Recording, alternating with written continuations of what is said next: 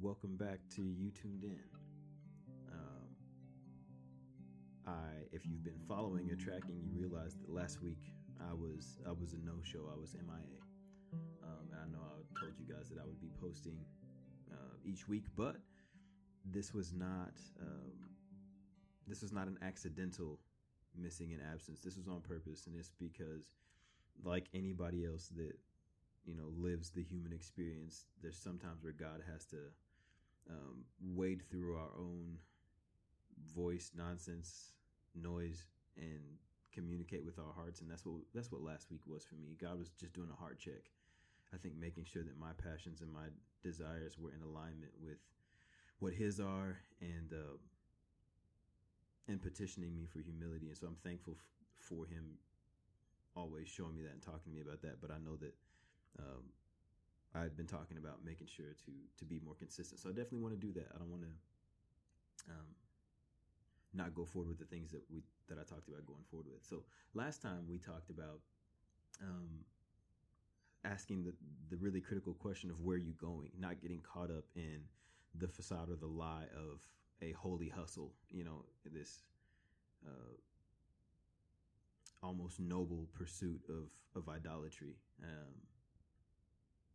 And I want to kind of continue on in exploring elements of our character that if we challenge them, if we push on them a little bit harder, they begin to identify themselves. They begin to manifest themselves. So as we talked about some of those passions, when you push on buttons like that, what tends to happen is justification. Anytime you begin to push on buttons that challenge you as an individual and the reason for why you're doing the things that you're doing, especially if we've tried to make those things like a godly thing and they're really not, you end up in this justification world. And if you have ever been around anyone or have ever maybe been in the spot yourself where some sort of feedback was being given or some sort of constructive criticism was being given to someone, you may have heard the phrase, well, God knows my heart.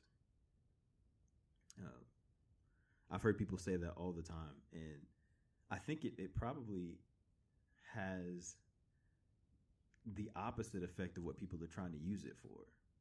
I think people sometimes use that as a way to say, stop talking to me and stop trying to tell me what's going on. It's like a good way to say, shut up. Like, God knows my heart. That's typically what is being said when someone is doing things that are either perceived as not being right or just actually are not right. But they feel like they're doing it from the right place. But if God is as powerful as you say He is, if God is as powerful as we think and as we read and as we study and understand that He is, if He's all-knowing, if He is outside the realm of time and space, shouldn't that be sobering? The fact that God knows your heart shouldn't be like this light conversation that gives me license to be less obedient. It should be something that brings a sense of gravity, because you might fool yourself. I'm easy to fool. You're probably going to fool me. I take it at face value. I'm pretty easy to fool. You can fool me, fool other people. But if God is what we read that He is, then who we're not going to fool is Him. So saying God knows my heart is a call to deeper examination. I think it is a petition for us to drive our feet towards more knowledge of our own heart. Because the one thing we know, the scripture is clear, is that the heart of man is desperately wicked. It's a deceitful above all else, and it's desperately wicked, and it says, who can know it? So maybe a better phrase is, Lord, try my heart. Instead of God knows my heart, maybe God try my heart. God search it. God look in it. Expose it. Because I don't know it. There's been so many times where I have gone forth to do something that I thought was really good. And it turns out my own heart was somewhere trying to get its own job done with whatever agenda that it had. And I think whenever you start having those types of conversations, it's easy to again, want to maybe smooth that over a bit because no one wants to be seen like that, like the type of person that may be trying to manipulate a situation or control a narrative or any of those types of things. But if you live the human experience, you've done it. Lord, try my heart. Look at my heart and see if it is good. See if the reason that I'm saying I'm doing things is actually the reason that I'm saying I'm doing things.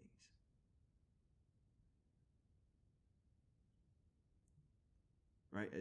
There's this time in the Bible where God tells Samuel to take the newly anointed king, Israel's first king, Saul, and he tells him that he wants him to go and utterly destroy the Amalekites. He says, I want you to kill everything. I don't want you to leave a living soul, not a woman, child, baby, nothing. I don't want anybody around, and not even of the animals. Don't bring back any of that. And don't save the king. I want it all destroyed.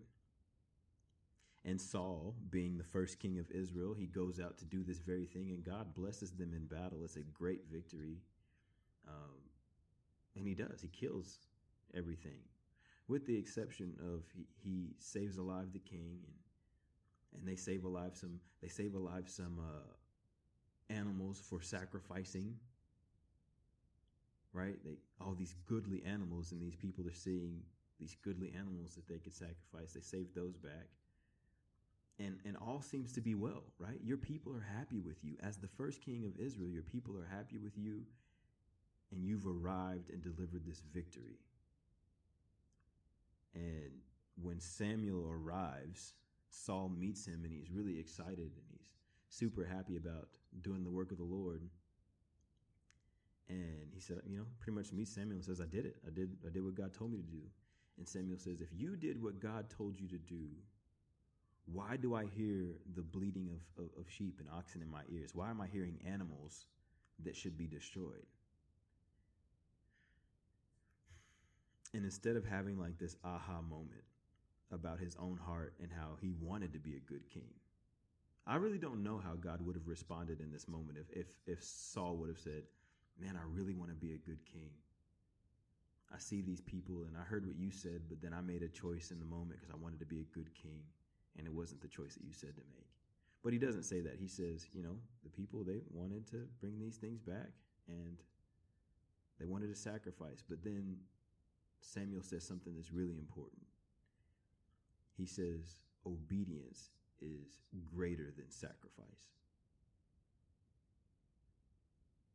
This is a challenging thing for me first. It's a challenging thing for me first.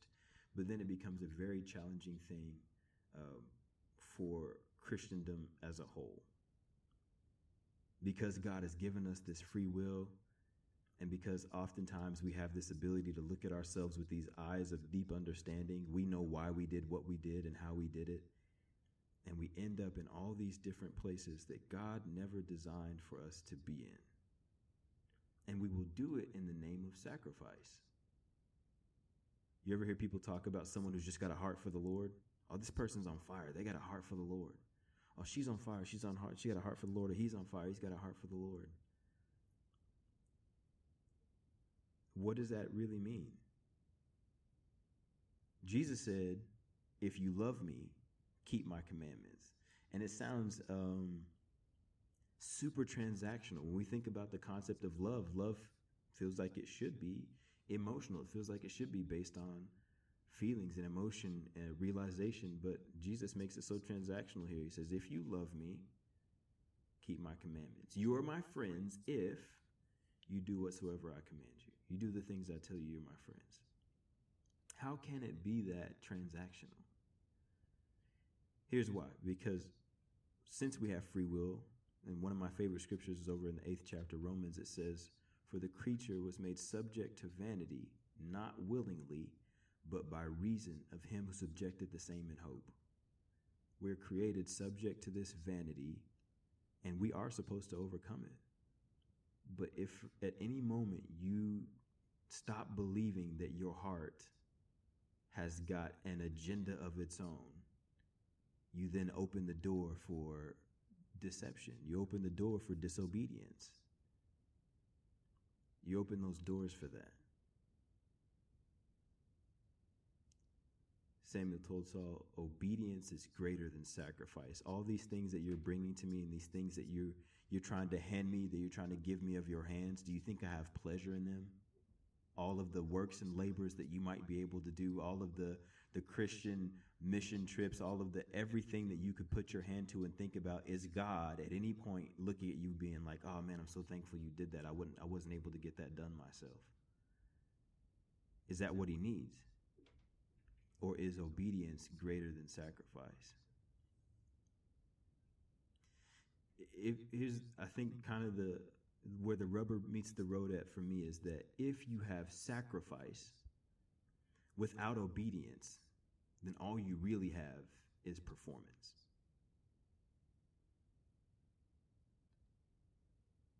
It's an uncomfortable conversation.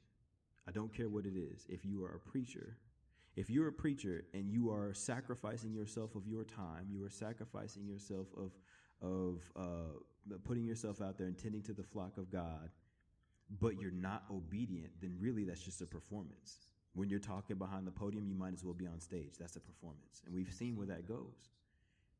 You've seen so many different mega churches, mega preachers, mega pastors. Before too long, everybody's upset because they're rolling around in a Lamborghini or some fancy car, and everybody's tithing like crazy, and they just don't preach what the Bible says anymore. You're just like, well, how did we get here?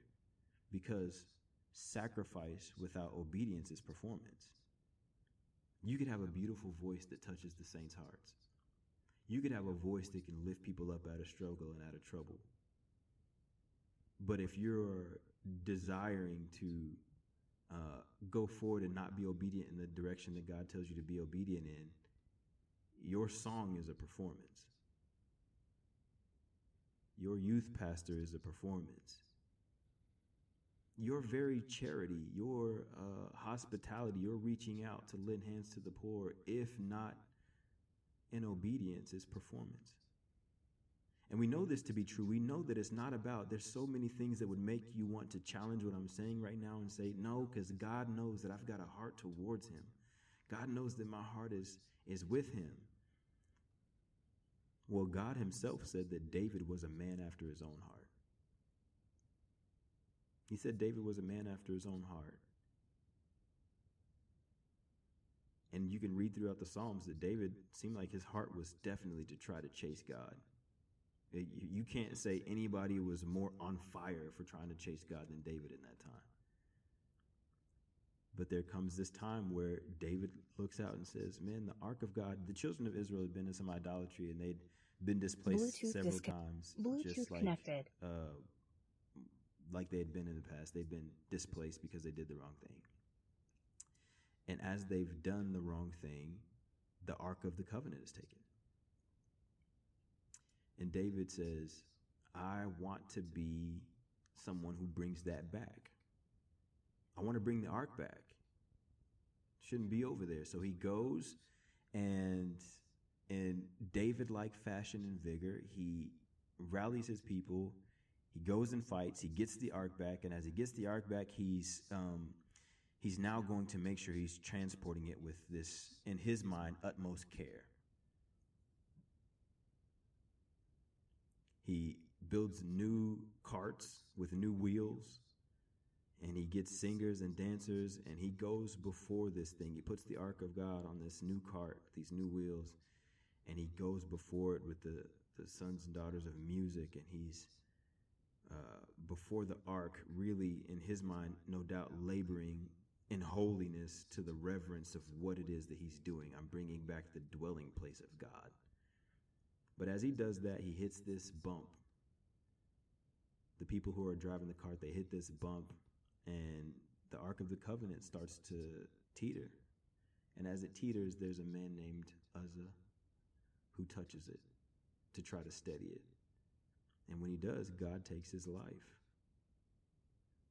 And David is so frustrated by this. He's so upset by this. He turns the cart to the side and he stops off at this man named Obadiah's house and he parks it.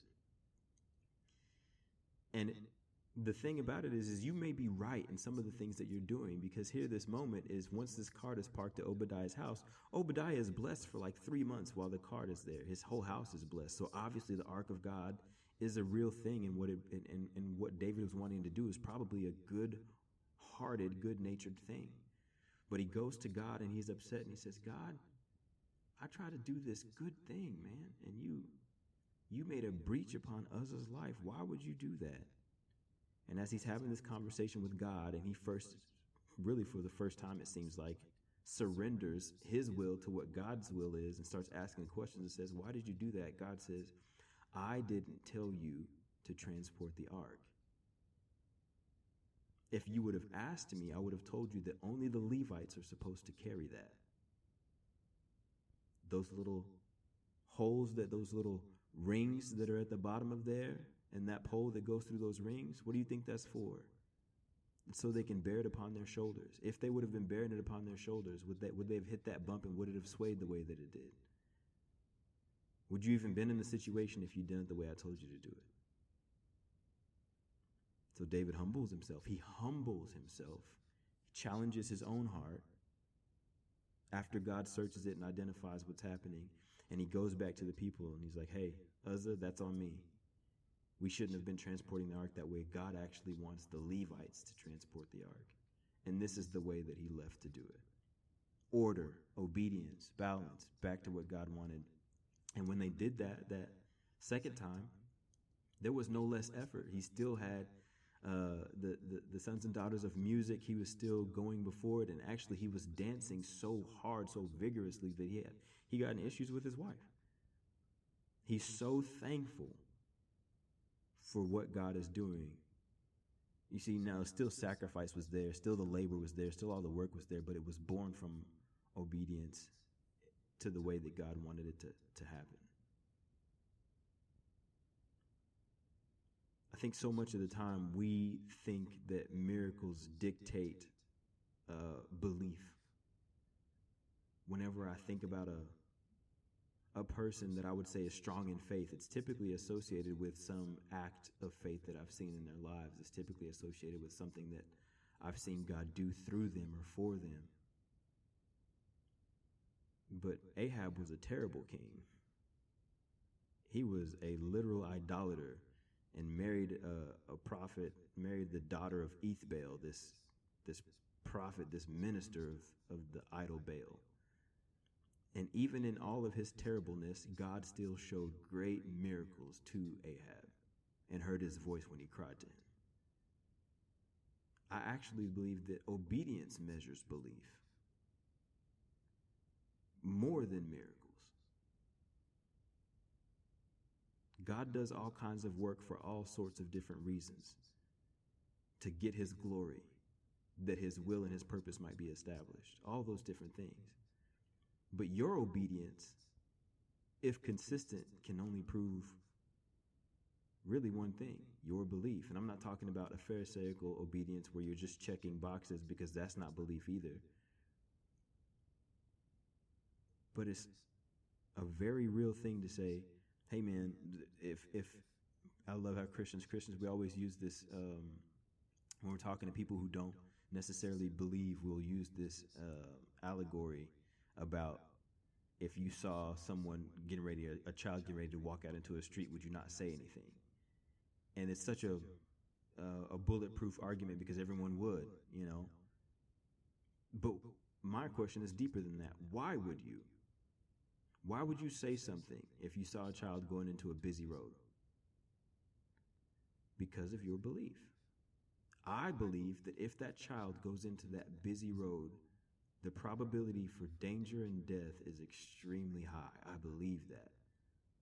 So because I believe that so much, I'm going to have a series of actions and steps that are taken with passion and fervor to try to make sure that that thing doesn't happen. If God tells me things, and he tells me how he likes things and how he wants things, and I choose not to do them, not from a place of struggle, but I just choose not to do them because they don't seem as big of a deal to me, then I think that actually does dictate my belief. I don't believe there's any danger there. I don't believe there's any danger in doing the wrong thing. Well, as always, this has been really a great eye-opening week for me. I'm thankful for all the prayers and love that people send to me all the time. And if you get offended by anything I say, just remember that you tuned in. Thanks. Talk soon.